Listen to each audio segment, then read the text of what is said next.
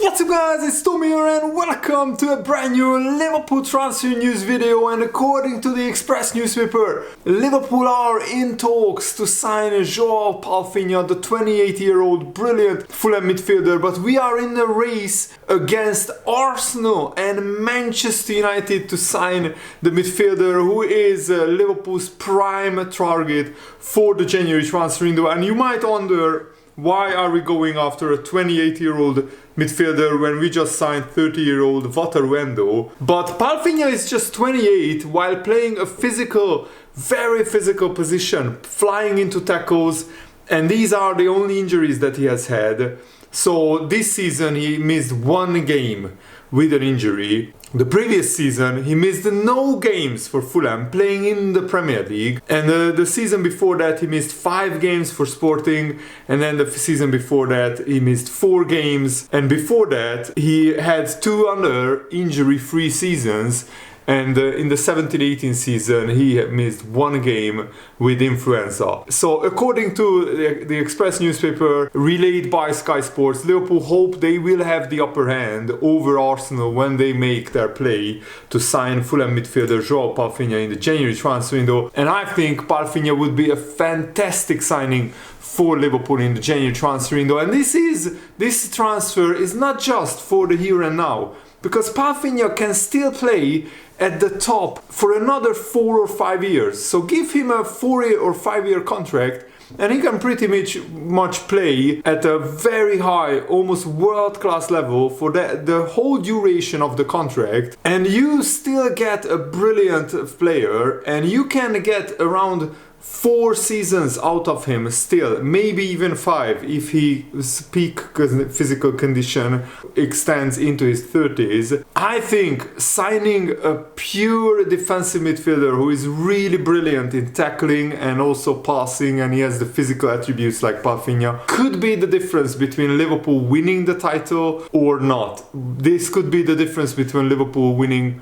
actually multiple trophies, because we have a great chance in the League Cup. We are still in the FA Cup. We are the favorites to win the Europa League as well. So I think Palhinha instantly improves Liverpool's starting 11, and according to the Express newspaper, Palhinha is Liverpool's primary target. But it will not be easy, of course, because Palhinha just signed a new contract after his transfer failed to Bayern Munich on deadline day. So Fulham might want to ask 50, 55, maybe even 60 million pounds, and Liverpool don't swim in money as we could see in recent years, even though we bid 115 million pounds for Moises Caicedo. And Jurgen Klopp had some absolutely hilarious comments on the Caicedo and Lavia transfer saga, which we will talk a little bit later in this video. And I will also give you guys injury updates on Andy Robertson and other players. So guys, if you enjoyed these videos, make sure to leave a like, subscribe if you are new around here, and also help me continue make these videos by subscribing to my Patreon and donating that way. Link is in the video description, and you get great additional content that way, or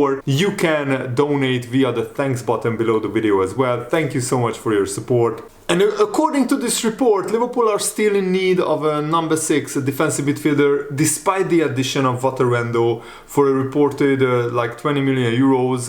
He was a pretty cheap transfer, but Endo has failed to nail down a starting position in Jurgen Klopp's first team. He only started 4 Premier League games so far, but I think he will start a lot more Premier League games now that he's getting used to the Premier League. But you can say without a doubt that Palhinha would improve our starting midfield, because Palhinha is a better player than Endo. Is he worth 50, 60 million pounds? Now that is the big question, because Liverpool usually only buy players that they really think are worth that amount. I think we made a great decision not signing Caicedo for 115 million. I mean, the Chelsea's downfall has been absolutely dramatic and massive. Back-to-back seasons for a club who were used to fighting for Premier League titles and winning Champions Leagues and winning Europa Leagues, winning FA Cups, to now be a mid-table club regularly, now back-to-back seasons, and spending £1 billion, and Chelsea are a mid-table club in the Premier League, is absolutely astonishing. And Liverpool not spending 50 million on Lavia and 100 million, 110 million on Caicedo. We got very, very lucky in the transfer window that both deals didn't go through and both players didn't want to come to Liverpool. That's what Jurgen Klopp said in a recent speech that he gave after, of course, Liverpool unveiled their new Anfield Road stand, or it was like a test with fans inside the stand. And I will tell you guys what exactly Jurgen Klopp said, but I want to finish this report of Palhinha. And transfer expert Fabrizio Romano said that Arsenal think that the Palhinha deal might be too expensive. There are also UK clubs in the race for Palhinha. It's true, Fabrizio Romano said. He's very expensive, and that's why clubs like Arsenal believe the investment is not easy at all for the January transfer window,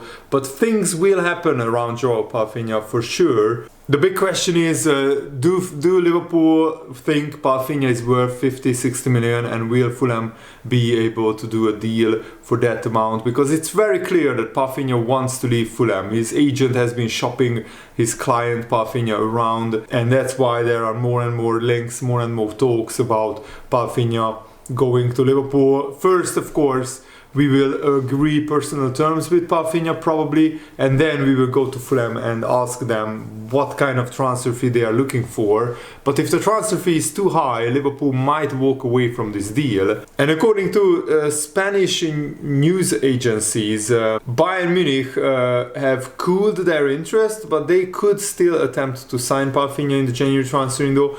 But the Spanish news agencies are claiming that Liverpool and Man United are joining the race to sign the 28-year-old. It is claimed that Palhinha is now one of the priority objectives of many of the big clubs in Europe and certainly in England.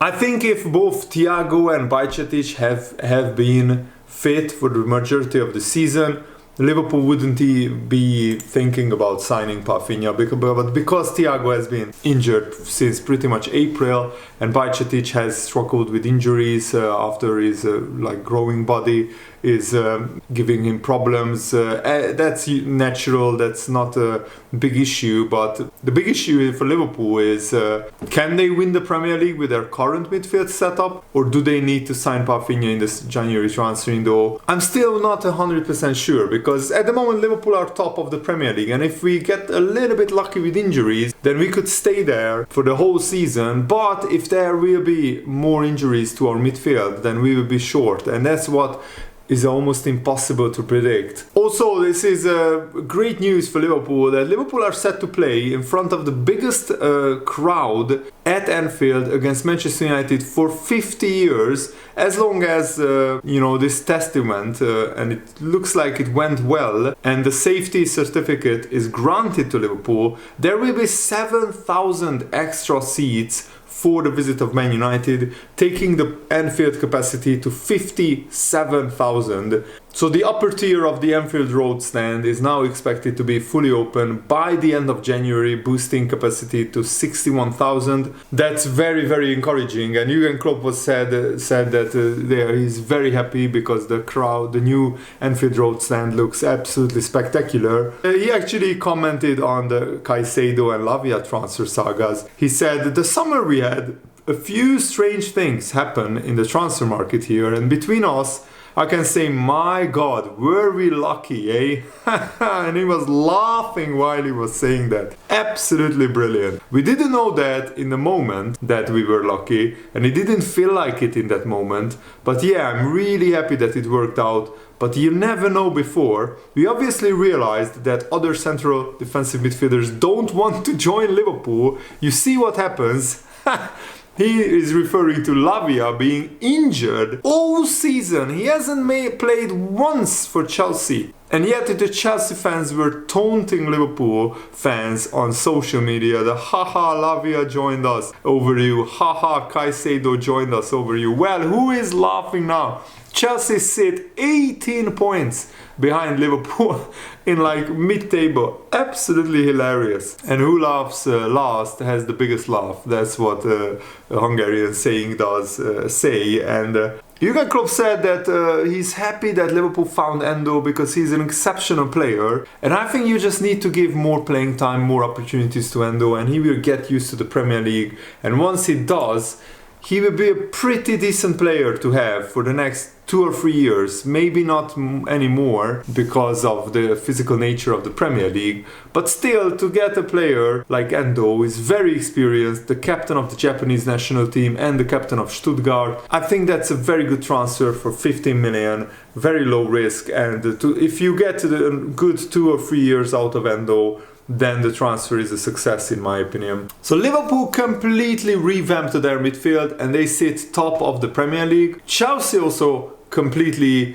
renewed their midfield basically, and Caicedo has absolutely struggled and the Chelsea midfield has absolutely struggled, and they struggled terribly in the first half of this Premier League season. So I think Liverpool fans can be in agreement with Jurgen Klopp that Liverpool have been very lucky that we missed out on Caicedo. Imagine if we sign Lavia for 50 million and he has been out injured for the whole season, like so far, like that would feel terrible, because we relied on Gravenberch quite a few times and we had Gravenberch, I think, a much better transfer for a lot lower and much more experienced as well. And still very young. Gravenberch is 21, Lavia is like 19. And also Caicedo has been playing for Chelsea pretty much the whole season, but Chelsea sit in 12th place.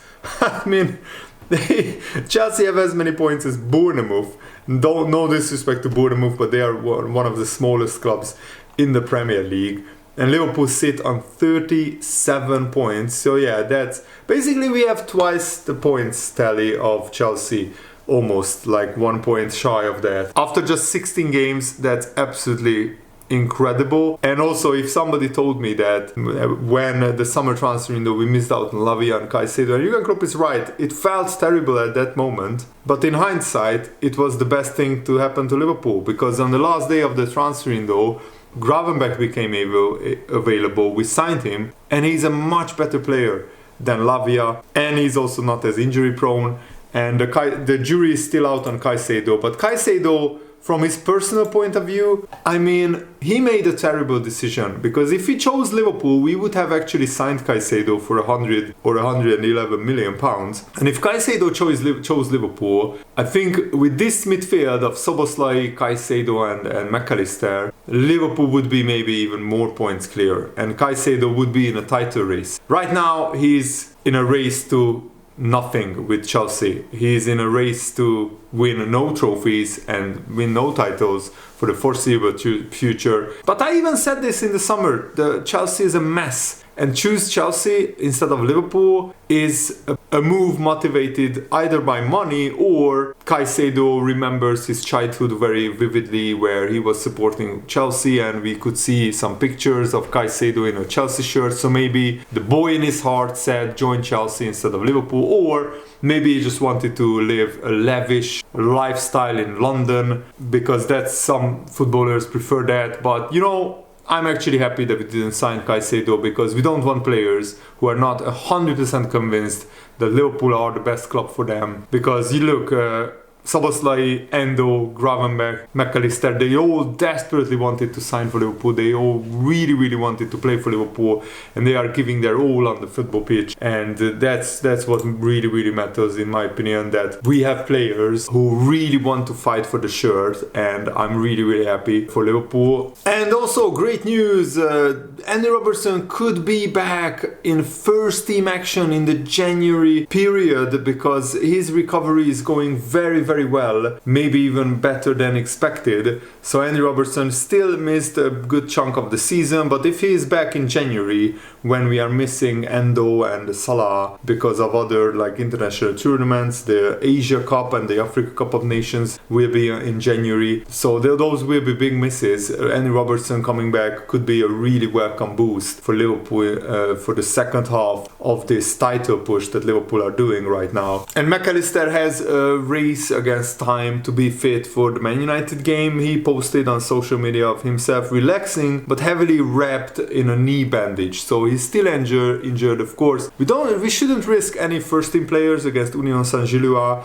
We should really send the kids over there and give them a good experience, and hopefully McAllister will be fit to play against Manchester United. That's a hugely important game for Liverpool, who are now first in the Premier League, and we just need to try and win every game and see where that takes us for the rest of the season. I'm really looking forward to the game, and thanks for watching, guys. Hope you enjoyed this. Have a nice day. See you later. Goodbye.